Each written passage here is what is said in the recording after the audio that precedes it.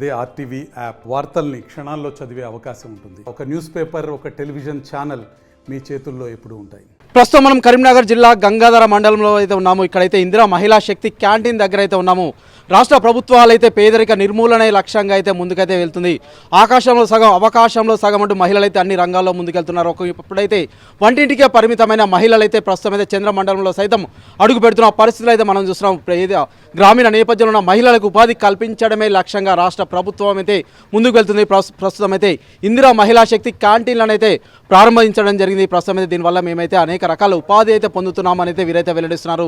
గతంలో అయితే బీడీ వర్కర్గా అయితే పని చేయడం జరిగింది. అంతేకాకుండా వ్యవసాయ కూలీగా సైతం మేమైతే వెళ్ళడం జరిగింది. ఇప్పుడైతే మేమైతే చాలా హ్యాపీగా ఉన్నామని చెప్పేసి అయితే గ్రామీణ నేపథ్యం కలిగిన మహిళలు అయితే చెప్తున్నారు. ప్రస్తుతం మనతో పాటు కొంతమంది మహిళలు ఉన్నారు. ఇందిరా మహిళా శక్తి సంబంధించి అయితే వీరితో అయితే మాట్లాడదాం. అమ్మ, ఎలా ఉంది ఇప్పుడు?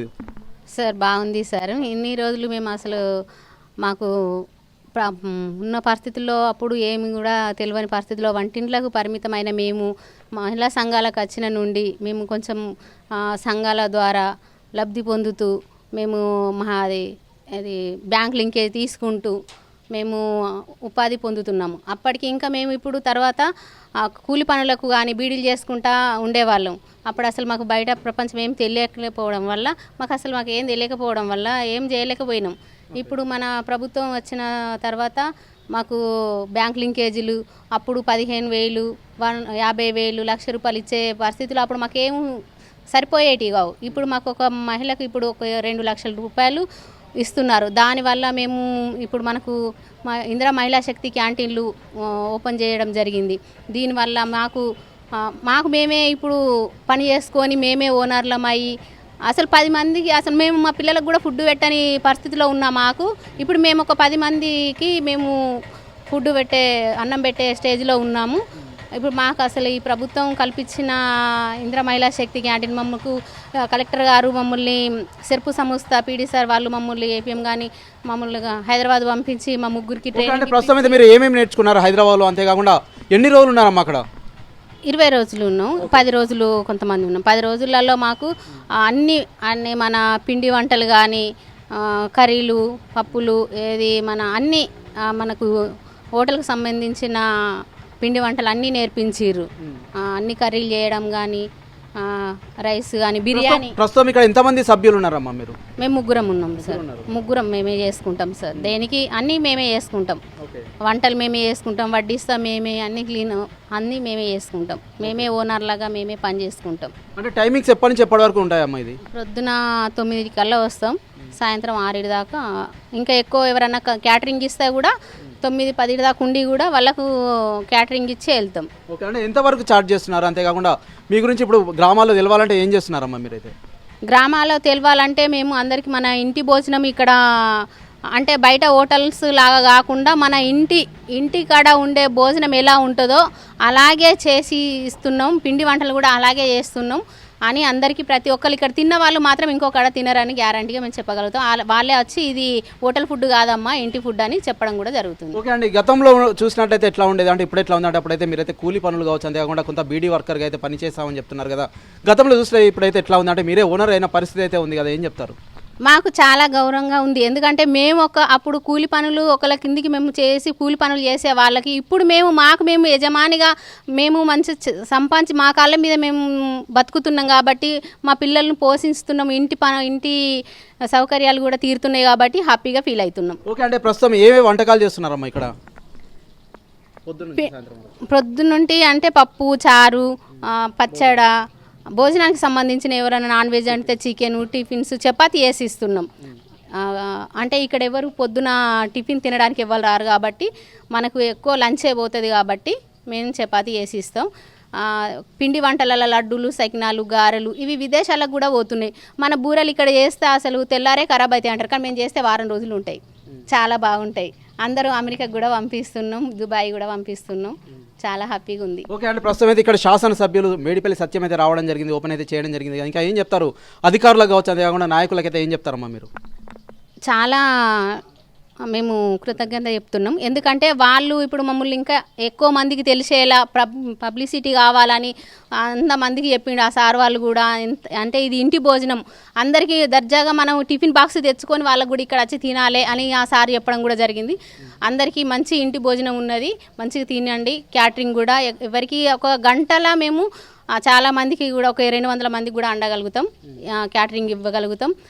మొన్న ఎలక్షన్లో కూడా వాళ్ళు అసలు సార్లు మేము చెప్పలే, వాళ్ళే సెక్రటరీ వాళ్ళు సార్లు అన్నారు కదా, అమ్మాయి అసలు మన మన ఉపాధ్యాయులు అక్కడ ఎలక్షన్లకు వచ్చిన సార్లు అసలు ఇట్లాంటి భోజనం మేము ఎప్పుడు చేయలేదు, మాకు అసలు ఫస్ట్ టైం మేము ఇట్లాంటి భోజనం తినడం అని చెప్పారు. చాలా హ్యాపీగా ఉంది. మీ కుటుంబ సభ్యులు ఏం చెప్తున్నారమ్మా ఇప్పుడైతే? చాలా మంచి అంటే వేరే పనులకు పోకుండా మంచి ఒకటెక్కడ మీ పనులు మీరు చేసుకుంటున్నారు కాబట్టి వాళ్ళు కూడా హ్యాపీగా ఫీల్ అవుతున్నారు. ఓకే, ప్రస్తుతం మనమైతే చూస్తున్నాం ఇక్కడైతే ఇందిరా మహిళా శక్తి క్యాంటీన్ దగ్గర అయితే మనమైతే ఉండడం జరిగింది. ఇక్కడైతే కొంతమంది మహిళలు అయితే ఉండడం జరిగింది. ఒక స్టార్ హోటల్లో ఉన్నటువంటి భోజన సదుపాయాలు అయితే మేమైతే కల్పిస్తున్నాం. మాకైతే హైదరాబాద్లో రాష్ట్ర ప్రభుత్వం అయితే అక్కడికైతే పంపించడం జరిగింది. మాకైతే అన్ని రకాల వంటలకు సంబంధించి అయితే ఉచితంగా అయితే ట్రైనింగ్ అయితే ఇవ్వడం జరిగింది. అంతేకాకుండా కొంత పెట్టుబడి సైతం మాకైతే రుణాల తరహాలో ఇవ్వడం జరిగింది. మేమైతే చాలా సంతోషంగా ఉన్నామని చెప్పేసి అయితే ఇక్కడ ఉన్న మహిళలు అయితే సంతోషాన్ని అయితే వ్యక్తం చేస్తున్నారు. మాతో పాటు మరొక మహిళ ఉన్నారు, ఒకసారి వారితో సైతం మాట్లాడదాం. అమ్మ, ఎట్లా అనిపిస్తుంది నీకు ఇక్కడ? చాలా బాగుంది సార్. బాగుంది. ఏం చెప్తారమ్మా ఇంకా? సార్ మేము ఫస్ట్ ఇది చిన్నగా నేను చాయ్ హోటల్ పెట్టినా సార్. అప్పుడు ఇక మేము ట్రైనింగ్కి పంపించాక పంపించారు. మేము ఇద్దరము ఒకటే గ్రూప్ వాళ్ళము, ఈమె ద్వారా ట్రైనింగ్కి పంపించడం జరిగింది. సార్ కూడా మళ్ళీ ఇక్కడ ఉపాధి కల్పించారు. మాకు చాలా సంతోషం ఉంది సార్. ఓకే అమ్మ, ఏం చేస్తున్నావు ఇప్పుడు? ఏం వంట చేస్తున్నావు? టమాటా పచ్చడి చేస్తున్నాం సార్. ఓకే, మేము ఏ వంట చేసినా చాలా రుచిగా ఉంటుంది, ఆరోగ్యానికి సుతా చాలా మంచిది. మేము రోటి పచ్చళ్ళు కానీ ఎవి కానీ మామిడికాయ పచ్చడి కానీ ఉసిరికాయ పచ్చడి కానీ ఏ పచ్చడి చేసినా మంచిగా ఉంటుంది సార్. మేము చెప్పడం కాదు, తిన్న వాళ్ళు సుతా సంతోషపడతాను సార్. అంటే ఇక్కడ నుంచి విదేశాలకు సైతం వెళ్తున్నాయని చెప్తున్నారు కదా, అంటే మీకు ఎలా అనిపిస్తుందమ్మా? మాకు బాగా సంతోషం అనిపిస్తుంది సార్. ఓకే, మా ఇంట్లో వాళ్ళు సుతా మమ్మల్ని ఇంతవరకు తీసుకురావడం కానీ ఇట్లా చేయడం కానీ మా ఏపీఎం సార్ కానీ మా డిపార్ట్మెంట్ వాళ్ళు మమ్మల్ని హైదరాబాద్ పంపించి ట్రైనింగ్ ఇప్పించినందుకు వాళ్ళందరికీ మేము రుణపడి ఉంటాం సార్. రేవంత్ రెడ్డి కానీ మాకు ఇంత సహకారం చేసి మమ్మల్ని అక్కడ హైదరాబాద్లో అన్ని సౌకర్యాలు ఇచ్చి మాకు చేసినందుకు చాలా సంతోషంగా ఉంది సార్. ఓకే, ప్రస్తుతం అయితే మనమైతే చూస్తున్నాం ఇక్కడ ఉన్న మహిళలు అయితే చాలా సంతోషాన్ని అయితే వ్యక్తం చేస్తున్న పరిస్థితి అయితే మనమైతే చూడడం జరుగుతుంది. మమ్మల్ని అయితే ఇక్కడ నుంచి అయితే హైదరాబాద్కి అయితే పంపించడం జరిగింది. అక్కడైతే ఒక స్టార్ హోటల్లో ఎలాంటి భోజన సదుపాయాలు ఉంటాయి, వారికి అయితే ఎలా ఉంటుందో అనేది అయితే మాకైతే పూర్తిగా ట్రైనింగ్ అయితే ఇవ్వడం జరిగింది. దాదాపు 20 రోజుల పాటు అయితే మేమైతే అక్కడ ఉచితంగా నేర్చుకోవడం జరిగింది. ఇక్కడ నుంచి అయితే మేము చేసిన వంటలు కావచ్చు, అంతేకాకుండా పచ్చళ్ళు కావచ్చు, అమెరికాతో పాటు ఇతర దేశాలకు సైతం వెళ్తున్నాయి. అక్కడ ఉన్న వారు సైతం చాలా సంతోషాన్ని వ్యక్తం చేస్తున్నారు. రుచికరమైన వంటలు అందిస్తున్నందుకు వారు సైతం మమ్మల్ని అయితే మెచ్చుకుంటున్నారని చెప్పేసి అయితే వీరైతే వెల్లడిస్తున్నారు. ప్రస్తుతం మనతో పాటు అయితే అధికారి ఉన్నారు, ఏపీఎం అయితే ఉన్నారు. ఒకసారి వారితో సైతం మాట్లాడదాం. సార్ చెప్పండి, అంటే ప్రస్తుతం అయితే దీనికి సంబంధించి ఇంకా ఏం చెప్తారండి? నమస్కారం సార్. మాకు ఈ ప్రభుత్వం వచ్చిన తర్వాత ప్రత్యేకంగా ఇందిరా మహిళా శక్తి క్యాంటీన్ ఏర్పాటు చేయండి అని తెలియజేయడం ద్వారా మేము మహిళలకు ఇంకా కొంచెం ఉపాధిని కల్పించవచ్చు, వాళ్ళ యొక్క సామర్థ్యాన్ని ఇంకా వెలికితీసి ప్రజలందరికీ కూడా తెలియజేయచ్చు. ఇక్కడ వంటకాల దగ్గర పెద్ద పెద్ద వంటకాల దగ్గర మగవాళ్ళే ఉంటారు, కానీ ఆడవాళ్ళు కూడా అంతకన్నా ఎక్కువ చేస్తారు అనే దాన్ని తీయచ్చు అనే ఉద్దేశంతో మేము ఈ మండలంలో ట్రైనింగ్ పంపించడానికి ఫస్ట్ అడిగినప్పుడు ఎవరు పోమన్నారు, కానీ ఒక్కరు మాత్రమే వెళ్ళడం జరిగింది.